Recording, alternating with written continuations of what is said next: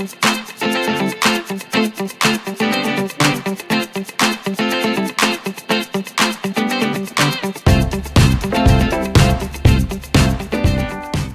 what is irritable bowel syndrome, or IBS? So IBS is a clinical diagnosis based on the Rome criteria. So it's basically when a patient has frequent abdominal pain and fluctuating bowel habits. And typically they'll say that their abdominal pain improves after a bowel movement. So there's 3 types of IBS. There's IBS-C, which is constipation predominant IBS. So these patients, they'll have a bowel movement like every 3 days. They're really constipated. It's a real struggle for them.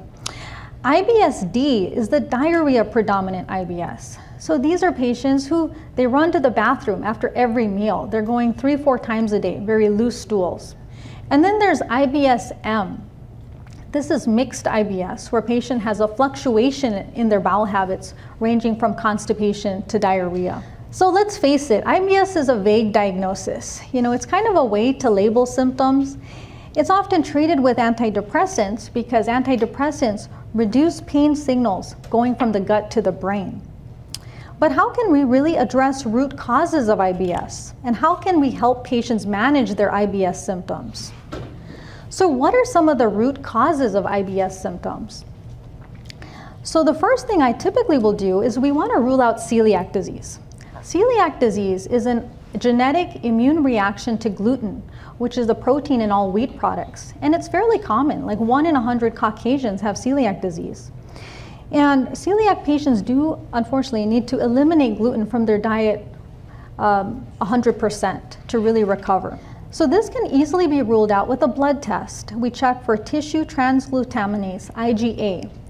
The only thing to keep in mind is that the patient does have to be exposed to some gluten within 2 weeks of the test for it to be accurate.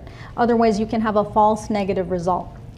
So gut infection. So if a patient has an infection with a parasite like Giardia, maybe they went camping and they got a parasite, or a bad bacteria like H. pylori, or maybe they even have a subtle parasite like Blastocystis hominis. Any of these things can cause symptoms of IBS. Food allergies or sensitivities can definitely mimic IBS. Having a poor diet, if the patient's eating a lot of processed foods, a lot of bad oils, that could be causing them symptoms. Maybe they have SIBO. So I'm going to talk about SIBO today. Again, it's the small intestine bacterial overgrowth, and it's now known to be a big root cause of IBS symptoms. Maybe it's their stress in their lives because, the big mind-body connection, stress can affect your gut.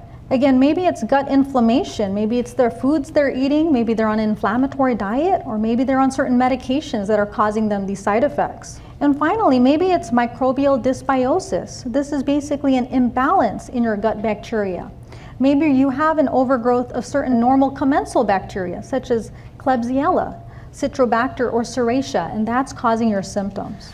So how do I treat IBS in my practice? So the first thing I do is I always test and find out your food allergies. This is so important because food allergies are not always obvious. Then I help the patient figure out what their food sensitivities are as well. We'll test and we'll exclude SIBO as well as gut infections, and then we'll treat those things if we find those problems. We'll definitely work on cleaning up the diet. We may give them more fiber if we need to feed the microbiome. And then I'll definitely counsel them on natural ways to bring relief when their symptoms flare. So let me give you a case example of IBS. So Sarah is a 21-year-old college student who was diagnosed with IBS-C. She has bowel movements every 3 days.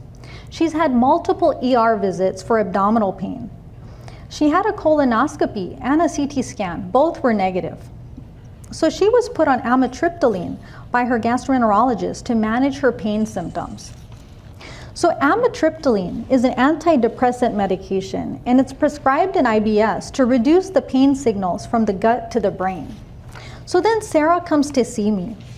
The first thing I do is I put Sarah on magnesium citrate, about 500 milligrams, every night.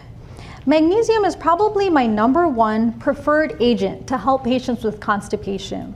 And the reason is because magnesium has so many other beneficial effects on the body. Magnesium is great for muscle relaxation, for deep sleep, for anxiety, for liver detox pathways, and for hormonal health. So for all these reasons, magnesium is my #1 for constipation. Then I run her allergy test and found out she was allergic to oats. She had a class 4 to oats, which is pretty significant, and she was eating oat bars every day. We then ran an extensive functional stool test, and we discovered she had a parasite infection, a subtle parasite, with Blastocystis hominis. So I treated her parasite with some antibiotics, and I gave her strong probiotics to help reboot her microbiome.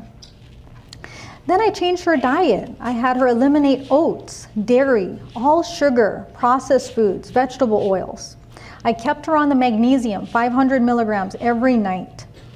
And then, whenever her symptoms would flare, I had her massage her abdomen with a special essential oil called Digest Zen.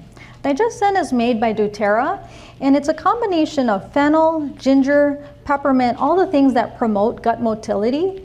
And the amazing thing is it works topically. So I'll have her put 6 drops, mix it with a little carrier oil like coconut or olive oil, and massage her abdomen for a full minute.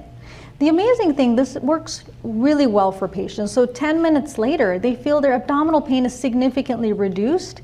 They may pass some gas and the pressure is reduced, and they feel that it helps manage their pain whenever it flares.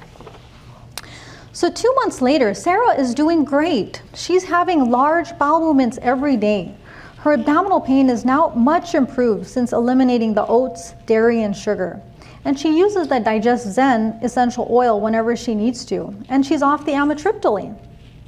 So this is a good example showing how we can heal IBS by getting to the root causes of symptoms.